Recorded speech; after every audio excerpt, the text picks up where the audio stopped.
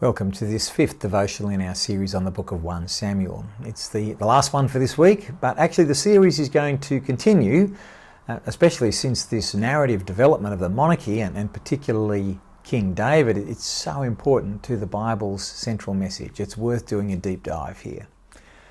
Now, when we read books like 1 Samuel and 2 Samuel, it's very helpful to recognise that they are a particular genre of literature.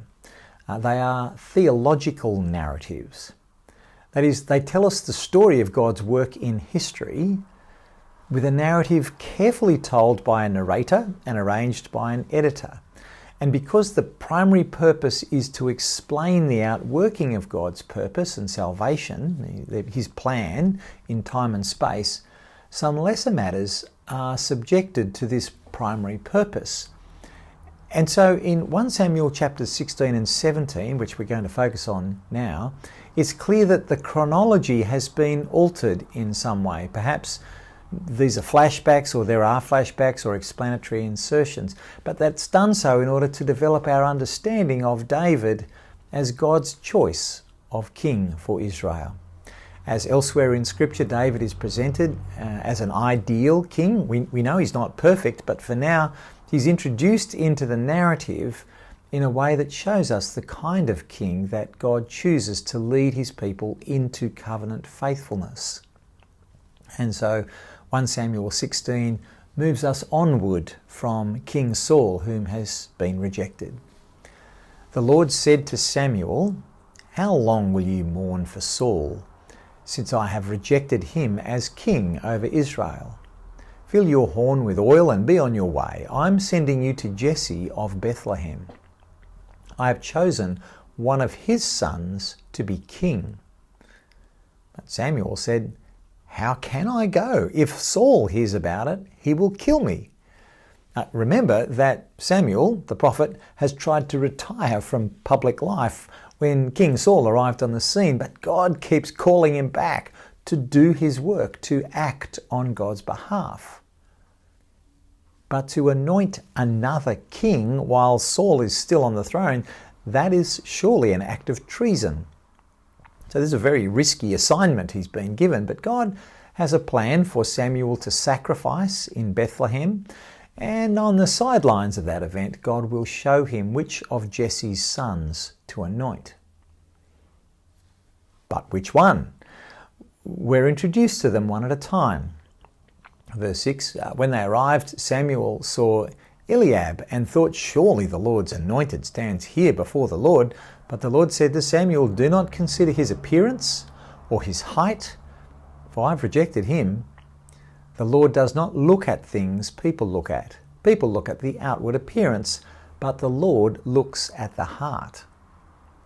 When we talk about the heart, our metaphorical heart, we very often think of our emotions. We feel with our hearts. We love from the heart. Our hearts are broken when love is withdrawn. To the Jewish mind, and throughout the Bible actually, the heart does have this same inward dynamic, but there's so much more to it. It's also the centre of spiritual activity. It's all the operations of the human life are centred in the heart, the will, the choosing, the mind, the person's character. So a person is summed up according to their heart. They might have a wise heart, or a pure heart, or perhaps a hard heart, or a proud heart. God sees the heart, and that's the point here. He sees David's heart. He sees your heart, and he sees my heart. Now, 7 of Jesse's sons are not selected until the 8th. The last and the least is called in from shepherding the sheep. Samuel is instructed to anoint this last one, David, as God's chosen, in secret. And so he's set apart as the future king. And as readers, we know this, but there are another 20 chapters before this is going to actually take effect. Just as another aside, this period of waiting, we know who the true king is, but we're waiting for his final enthronement and the realization of his God-given power and authority. That's intentionally built into the Old Testament narrative, and it becomes instructive for Christians as we await the return of God's truly anointed king, the one whom David could only foreshadow. And it's at this point that the well-known David and Goliath story is inserted into the text, perhaps because we need to know more about this David. Who is this shepherd boy that God has chosen? Is he made of the right stuff to be king? So the narrative begins. The young David is delivering supplies to his brothers on the front lines of the war with the Philistines. But the Israelite army is in fear of the Philistine giant Goliath, some kind of outsized human armoured tank, I suppose. King Saul, remember, he's the one chosen because he was bigger and stronger and tougher than all the rest of Israel. He seems just as reticent, scared, to fight Goliath as all of his men. But David sees Goliath's challenge very differently. The battle is at a stalemate because Israel will not put forward a champion to battle Goliath in a winner-takes-all battle to the death. From David's perspective, this means that it is God himself who is being defied. So David asks, who is this uncircumcised Philistine that he should defy the armies of the living God? You see that in verse 26 and again in 36. And so with faith-filled confidence, David declares, the Lord who rescued me from the paw of the lion and the paw of the bear will rescue me from the hand of this Philistine. And with that, he volunteers for the job. And so the battle scene where each combatant speaks, both with reference to their gods, shows us that this conflict between David and Goliath is not merely about which army is going to win, it's about which God has authority. And so, verse 41, the Philistine with his shield bearer in front of him kept coming closer to David. He looked David over and he saw that he was a little more than a boy, glowing with health and handsome, and he despised him. He said to David, am I a dog that you come at me with sticks? And the Philistine cursed David by his gods. Come here, he said, and I'll give your flesh to the birds and the wild animals.